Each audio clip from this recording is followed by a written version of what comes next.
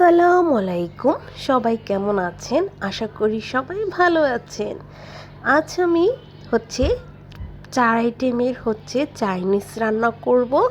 আর চাইনিজগুলো সবগুলোই আমি আপনাদের সাথে শেয়ার করব। যেহেতু ব্রাজিলের টিমটা আমি সাপোর্ট করি, তো ব্রাজিল যখন খেলায় জিতেছে তাই ভাবলাম সবাইকে আমি চাইনিজ রান্না করে খাওয়াবো। তো যেই কথা সেই কাজ। এখানে আমি রাইসের জন্য গাজরটা ছিলে নিলাম। রাইসে আমি গাজর আর বটবটি শুধু ইউজ করি, এছাড়া অন্য কোনো সবজি দিলে বাচ্চারা খেতে চায় না। তো এই জন্য পোলার চালটাকে আমি 30 মিনিটের জন্য ধুয়ে ভিজিয়ে রেখেছিলাম। আর 30 মিনিট পরে ফুটন্ত গরম পানির ভিতরে আমি পোলার চালগুলো দিয়ে এখন খুব সুন্দর করে পোলার চালটাকে 60 থেকে 70% মতো সিদ্ধ করে নিব। আর রাইসের জন্য গাজরটাকে গ্রেটার দিয়ে আমি কুচি করে নিয়েছি ঠিক এভাবে করে। আর এদিক দিয়ে কিন্তু দেখেন আমার রাইসটাও কিন্তু সিদ্ধ হয়ে যাচ্ছে। এই রাইসটা একদম দাঁড়িয়ে থেকে সিদ্ধ করতে হবে, বেশি সিদ্ধ হয়ে গেলে কিন্তু রাইসটা ভালো হবে না। তো আমার 80% সিদ্ধ হওয়ার সাথে সাথে কিন্তু আমি এরকম বড় চালনির ভিতরে চালটাকে ঢেলে দিয়ে এভাবে কিছুক্ষণ পরপর খুন্তি দিয়ে নাড়া দিয়ে দিচ্ছি, যেন ভিতর থেকে যে গরম ভাপটা সেটা চলে যায়, নাহলে কিন্তু ভাপেও কিন্তু আপনার রাইসটা পুরোপুরি সিদ্ধ হয়ে যাবে। তো রাইসটাকে আমার ঠান্ডা করতে হবে 2-3 ঘন্টার জন্য। এদিক দিয়ে যেহেতু আমি চাইনিজ সবজি রান্না করব, তার জন্য ভেজিটেবলটা সিদ্ধ দিয়ে দিচ্ছি। সবার আগে পেঁপে কেটে দিলাম, তারপর গাজর কেটে দিলাম। আর আসলে আমি কাটগুলো কিভাবে করেছি সেটা আপনারা দেখেই বুঝতে পারতেছেন। তো যেহেতু পেঁপে হতে বেশি সময় লাগে, আগে পেঁপে দিলাম, তারপর গাজর ধাপে ধাপে দিব। সবজিগুলো আপনাদের ব্যাপার, আপনারা কী কী সবজি ইউজ করবেন। আমি জাস্ট 3 রকমের সবজি দিয়ে আজকে চিকেন ভেজিটেবলটা রান্না করব। আর সবার লাস্টে দিয়ে দিলাম বটবটি কিন্তু সিদ্ধ হতে একদমই সময় কম লাগে। তো এখন খুব ভালো করে এই সবজিটাও পুরোপুরি সিদ্ধ করা যাবে না, এটাও কিন্তু আমি 70% মতো সিদ্ধ করে নিয়েছি। আর সবজিতে পেঁয়াজ দিব, পেঁয়াজগুলোকে আমি 4 টুকরা করে কেটে ভিজিয়ে রেখেছি। আর রাইসের জন্য আমি তো বললামই গাজর আর বটবটি দেবো, ঠিক বটবটিগুলো এভাবে মিহিন করে কেটে নিয়েছি। আর থাই স্যুপ রান্না করব। থাই স্যুপ রান্না করার জন্য ছাদে চলে আসলাম। ছাদে আমার ছেলে 2টা হাঁস পালে, হাঁসগুলো অনেক বড় হয়ে গেছে। আর আমাদের ছাদে অনেক কোয়েল পাখি, তারপর মুরগি আছে। এগুলো কিন্তু প্রতিনিয়ত ডিম দেয়, প্রত্যেক দিনই 2টা-3টা করে আমরা এমন মুরগির ডিম পেয়ে থাকি ছাদ থেকে, আলহামদুলিল্লাহ। তো এখনও ছাদে উঠে দেখলাম যে মুরগিগুলো কিন্তু অনেকটা ডিম দিয়েছে।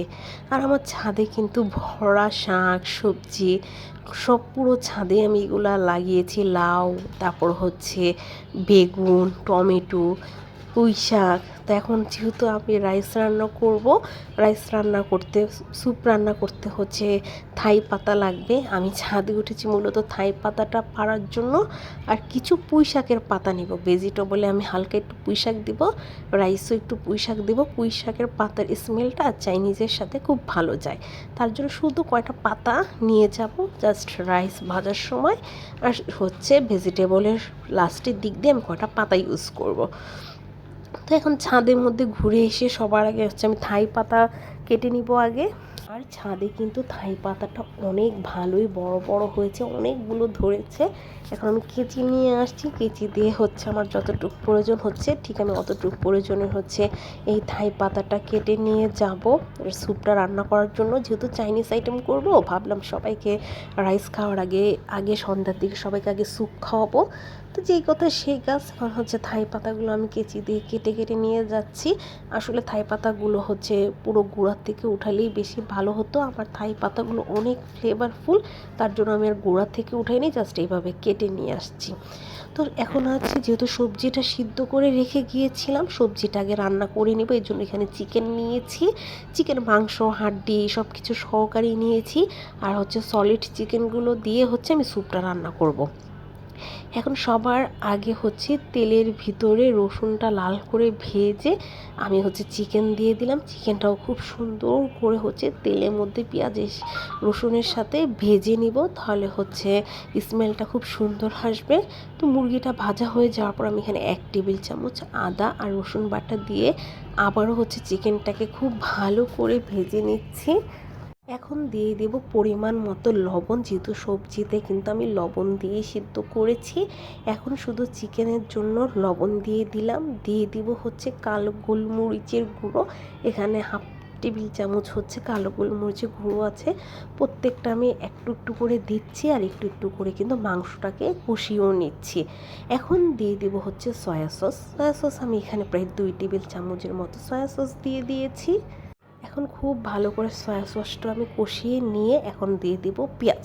যেহেতু পেঁয়াজটা ইন্ডিয়ান পেঁয়াজ, পেঁয়াজগুলো সিদ্ধ হতে সময় বেশি লাগে, আর ওদিকে তো আমার সবজিগুলো সিদ্ধ করা, তার জন্য হচ্ছে সবার আগে আমি পেঁয়াজটাই দিয়ে দিলাম। যে পেঁয়াজটা কিন্তু কচকচ করলে আমার কাছে ভালো লাগে না, সবজিগুলো একটু কাঁচা কাঁচা খেতে ভালো লাগে, কিন্তু আমার কাছে পেঁয়াজটা ভালো লাগে না। তাই পেঁয়াজটা হালকা একটু সিদ্ধ করে নিয়ে তারপর যে আমি 3 রকমের সবজিগুলো সিদ্ধ করে রেখেছিলাম সেই সবজিগুলো হচ্ছে দিয়ে দিলাম। এখন এই চিকেনের সাথে তেলের সাথে সবজিগুলো একটুখানি আমি ভেজে নিব, যেহেতু আমি 70% সবজিগুলো সিদ্ধ করেছি, এখনও কিন্তু বাকি আছে। তো এখন আমি যদি এটার ভিতরে রান্না করে আমার 80% বা 90%-এর মতো হবে, 10% সবজি কিন্তু একটু কাঁচা কাঁচা ভাব থাকবে, আর চাইনিজ আইটেমে একটু কাঁচা কাঁচা ভাব থাকলে কিন্তু খেতে বেশি ভালো লাগে। তো আমি দেখেন এই মাংসর সাথে সবজিটাকে খুব ভালো করে একটু কষিয়ে নিই। ওই যে আমি ছাদের থেকে পুঁইশাক পাতা নিয়ে আসছিলাম কয়টা, পুঁইশাক পাতাকে মাঝখান থেকে একটু কেটে জাস্ট আমি ধুয়ে সবজির উপরে দিয়ে দিলাম। এই পুঁইশাকের ফ্লেভারটা সবজিতে আসলে না চাইনিজের ফ্লেভারটা খুবই সুন্দর আসবে। এখন এটাও নাড়াচাড়া দিয়ে মিশিয়ে নিচ্ছি। এখন আমি এই একটা বাটিতে 2 কাপ পানির সাথে 4 টেবিল চামচ কর্নফ্লাওয়ার গুলে নিয়ে সবজিটার উপরে দিয়ে দিলাম। যেহেতু চাইনিজ সবজিটা হচ্ছে ঝোলটা একটু থিক টাইপের হয়ে থাকে, তার জন্য হচ্ছে এখানে আমি কর্নফ্লাওয়ারটা ইউজ করেছি। এখন কর্নফ্লাওয়ারটার সাথে খুব ভালো করে সবজিটাকে মিশিয়ে নিব, তাহলে কিন্তু আপনারা দেখতে পাবেন অতি দূরত্ব হচ্ছে এই কর্নফ্লাওয়ারটা কিন্তু একটু জমে জমে আসতেছে, তাহলে বুঝবেন স্যুপ রান্না হয়ে গেছে। আর আমি ঝালের জন্য আর ফ্লেভারের জন্য কয়টা কাঁচামরিচ দিয়ে দিলাম, 1 টেবিল চামচ চিনি দিয়ে দিলাম।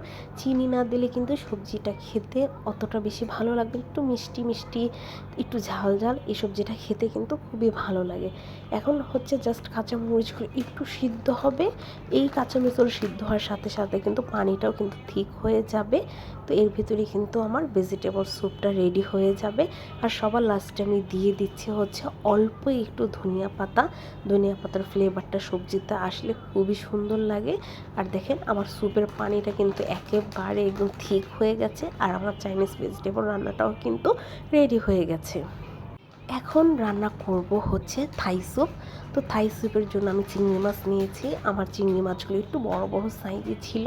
এখন চিংড়ি মাছগুলোকে আমি বেছে নিব। আর চিকেন নিয়েছি, ওই যে একটা মুরগির জাস্ট বেস্ট পিসটা আমি নিয়েছি লম্বা লম্বা করে কেটে। আর লাগবে হচ্ছে আমার মাশরুম। থাই স্যুপে এগুলো না দিলে ভালো লাগে না।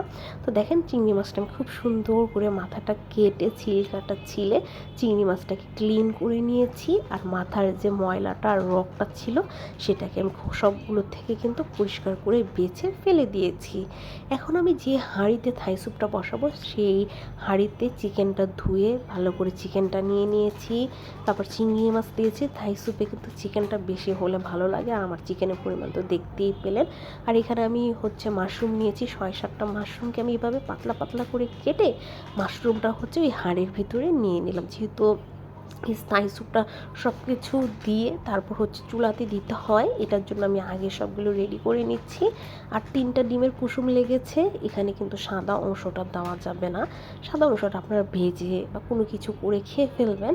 তো এখানে জাস্ট 3টা ডিমের কুসুম লাগে। আপনারা চেষ্টা করবেন হাঁসের ডিমের কুসুম ব্যবহার করতে। আমার হাতের কাছে হাঁসের ডিম ছিল না, তাই আমি ফার্মের মুরগির ডিমই দিয়েছি, তার জন্য আমার কালারটা একটু কম আসছে। আর দিয়ে দিয়েছি হচ্ছে আমি 1 কাপ টমেটোর সস। আর ওই যে থাই পাতাগুলো আমি ছাদ থেকে পেরে নিয়ে এসেছিলাম, সেই হচ্ছে থাই স্যুপের পাতা দিয়ে দিলাম। 2 কাপ পানির সাথে 5 টেবিল চামচ কর্নফ্লাওয়ার গুলিয়ে এই স্যুপের ভিতরে দিয়ে আমি সবগুলোকে ভালো করে মিশিয়ে নিব। দিয়ে দিয়েছি 1 চামচ লাল মরিচের গুঁড়ো, 1 চামচ কাশ্মীরি মরিচের গুঁড়ো। এখন সব কিছু খুব ভালো করে মিক্সড করে নিয়ে আমি লবণ দিয়ে দিচ্ছি পরিমাণ মতো।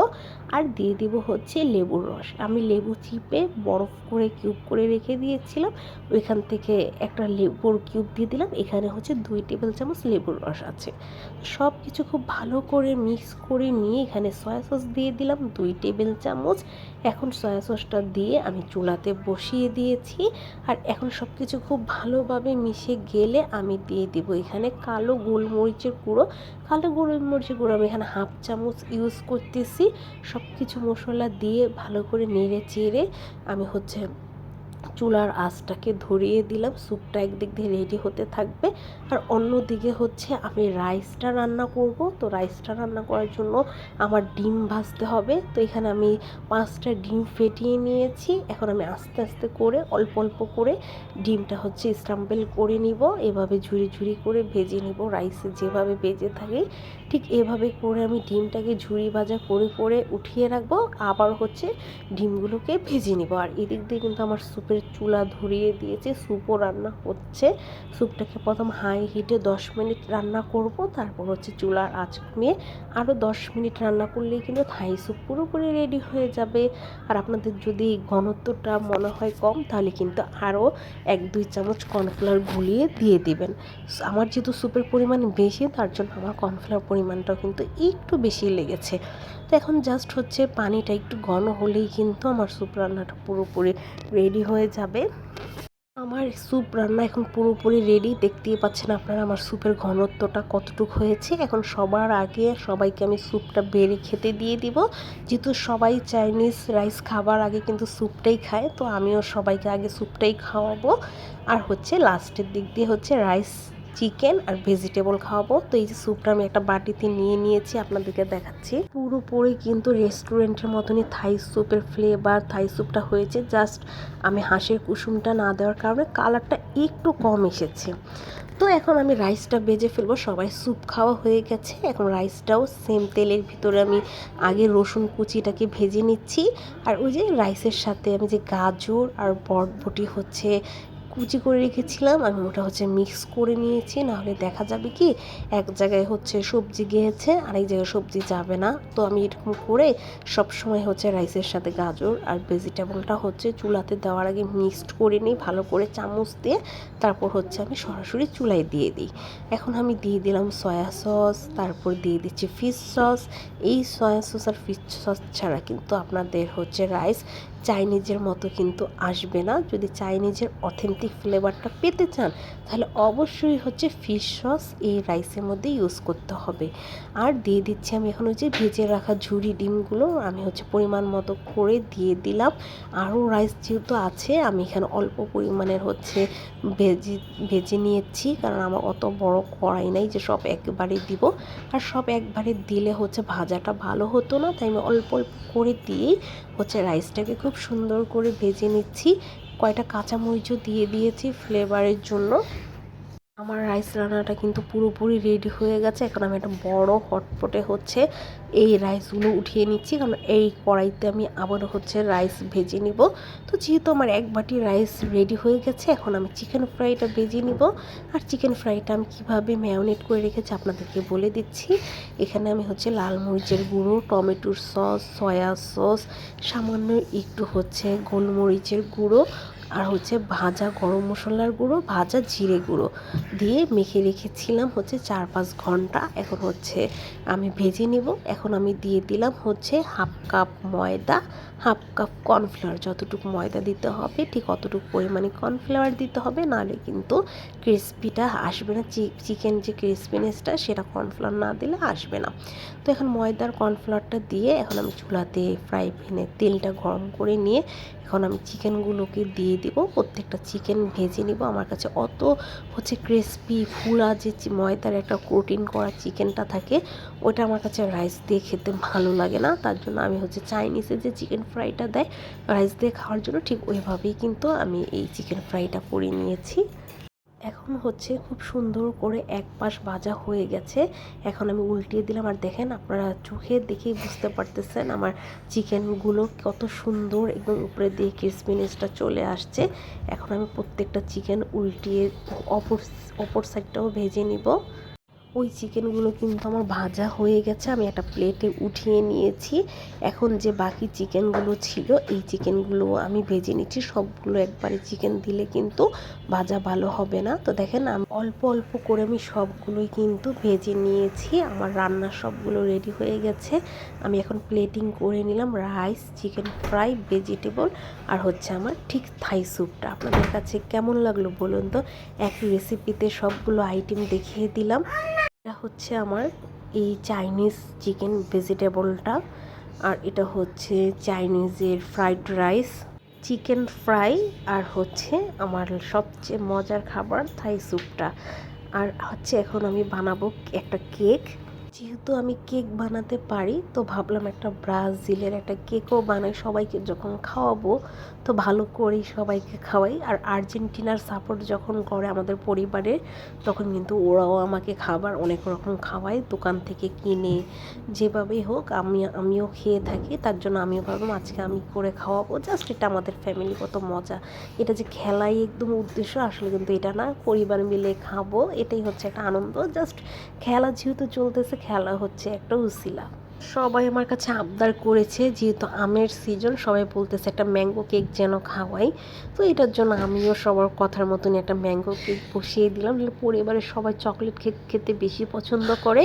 তো অনেক দিন পর আজকে একটু ভিন্ন টাইপের একটা কেক বানালাম। দেখেন আমার কেকটা কিন্তু অলরেডি হয়ে গিয়েছে।